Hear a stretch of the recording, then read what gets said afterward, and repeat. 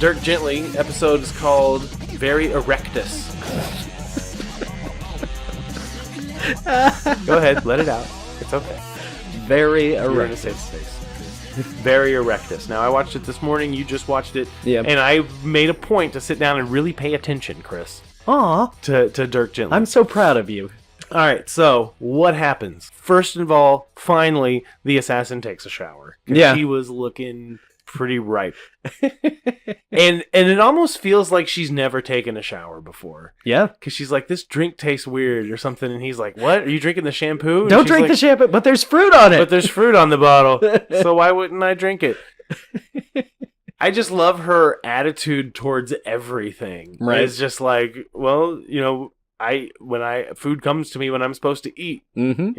I'm gonna go kill that guy over there. Why? Well, because he's probably supposed to die. If he dies, then it was supposed to happen. Hey, dickhead, come over here. How I would if I didn't have if I didn't need a way to pay bills. They I would find themselves paid. Well, somehow. no, I would want to live like that. Just be like, if I eat, food will come to me. Yeah. Whatever happens, just happens. It's just how it is. But I can't do have that. kind of a theory that, based on something that Todd and Dirk were talking about in today's episode, or yesterday's, but I watched it today. Right. This week. That Dirk and the assassin, who I think, the black guy, which I've already forgotten what she called him, but I think he called her Bard. I'm not sure. What's your theory? That they are two sides of the same coin. Okay, go on. So Dirk is talking to Todd about how he gets these intuition flashes. Right. And Todd says something to the effect of, well, why wouldn't you just use that intuition to help yourself? And Dirk says, that's not how it works. Uh-huh. I can't use it to help myself, so I decided to use it to help other people. Whereas, then again, conversely, when the electrician is talking to the assassin, she just doesn't worry about anything because the universe does everything for her. Right. So they're She needs to worry existing. about brushing them damn teeth because the universe ain't going to do it for her. She got a fucked up grill. But they then are working in tandem, but completely opposite. Dirk is helping other people with his power. She is doing what the universe wants her to, while the universe takes care specifically of her. Right, and I love that line where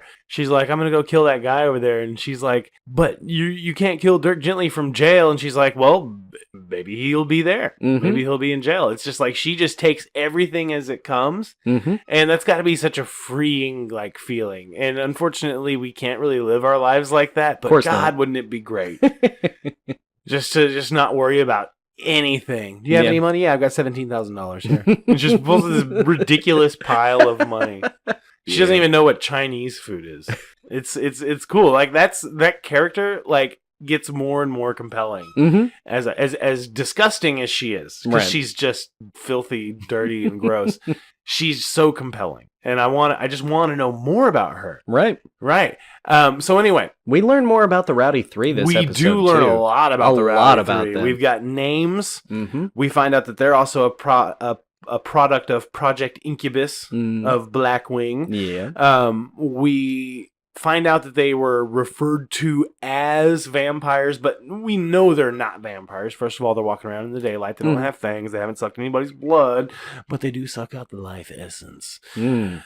Speaking of that, Amanda, Todd's sister, gets a little more of her essence sucked out of her, and they tell her, you're never going to have to worry about this again. Exactly. And hopefully she's cured. But we also find out that Todd Lied. Big lie. Big lie. Lied in order to be Just taken just care taken of. care of by his parents. And by the time his sister was diagnosed, out of money. Mm-hmm. And that's why it's so important to him that she be taken care of. So, and he keeps talking about it. He's like, I'm an asshole. I'm just a shitty friend. I'm a shitty brother. I'm just a horrible, shitty person. Another thing, we see the coat again, and then we see a flashback to that first episode, and now he's wearing the shirt. Yep. So we're finally going to come around, hopefully really soon, and figure out what happened in that hallway And why is he seeing himself there? And is time travel gonna happen in Dirk Gently's Holistic Detective Agency? I think it will. Mm-hmm. What do you think, Chris? I think so too. Okay. Because, I mean, how else? How else does it happen? Right. So let's talk about the elephant in the room. My theory? The theory. My theory has been destroyed. Your theory has been But decimated. it has been decimated in a In the coolest spectacular way. In the coolest way you could do it. The kitten is not, in fact, Patrick Spring, But a fucking hammerhead shark. a fucking holographic hammerhead shark that can bite people in half. Yep. And it was glorious. You know, and it's funny because, like, you see, like, okay, so a little setup to this. Dirk and Todd are out in the desert or in a field or wherever. They were in the woods at this treasure point. hunting, Yeah. and they're finding items that they're putting together. We still don't know what that is yet. Right. But he has the kitten with him. Well, they're being followed by some of Gordon's dudes, Mm-hmm.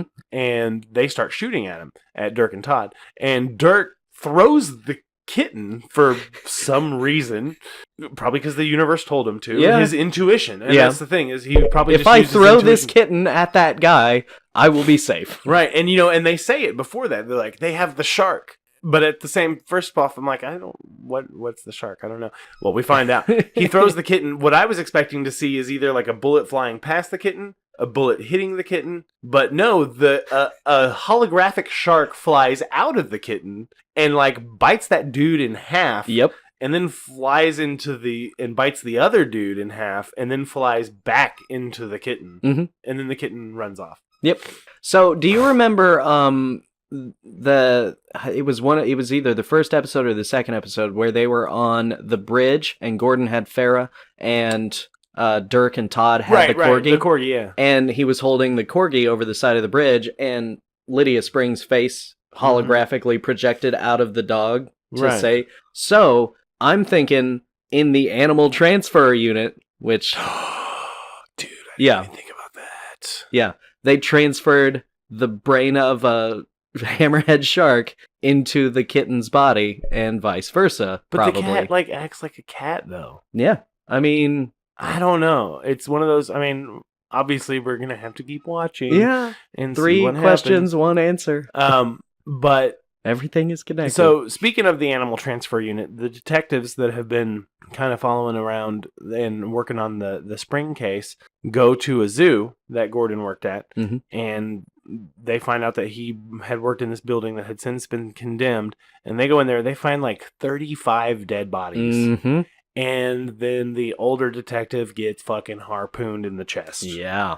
And is dead. R.I.P., bro. Yeah. Like, And I almost legitimately shed a tear. Like, I was like, fucking drive, dude. Why are you pulling over to console this man? Drive to the fucking hospital. You never know. He could have been safe. well, that's the thing. I mean, he said, we're 10 minutes away, and he died, like, almost immediately after that. So he would have been dead long before they got to the hospital. But they didn't get a chance to call for backup. And I'm sure that Gordon now is probably going to try and have that place cleaned up, burned down, bodies moved, something, because you know that detective is going to call for backup. They're Well, gonna have I to mean, go in the investigate, preview right? for next week. I didn't see the preview for next week Ah, looks like the black detective is going to get suspended. because they went into the building without a warrant. Yeah, and his partner is now dead. But doesn't the finding the 35 bodies kind of like trump all that?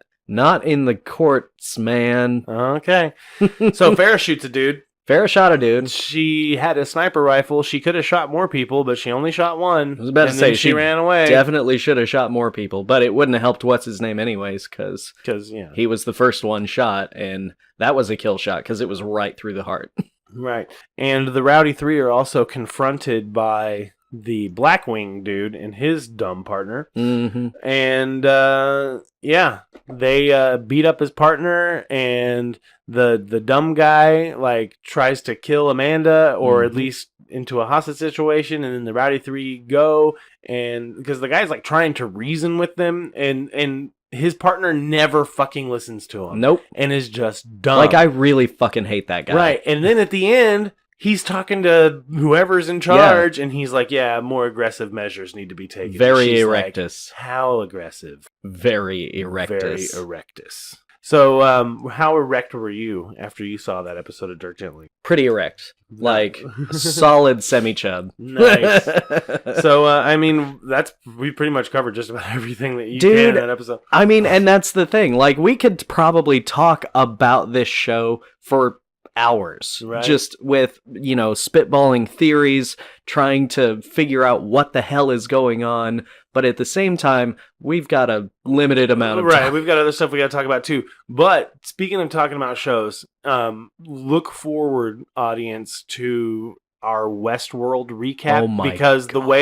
the way it works, because we record these in Sunday afternoon, then Westworld airs later tonight. Mm-hmm. And so by the time we get together again next week to do a review of it, it's too late. But we are going to do a whole season's worth of talking, and I have been going down some rabbit holes as far as theories on YouTube. Like, there's like hours long videos on YouTube about theories, so just stay tuned for that. As soon the week after Westworld we'll ends, have like a Westworld special. Oh yeah.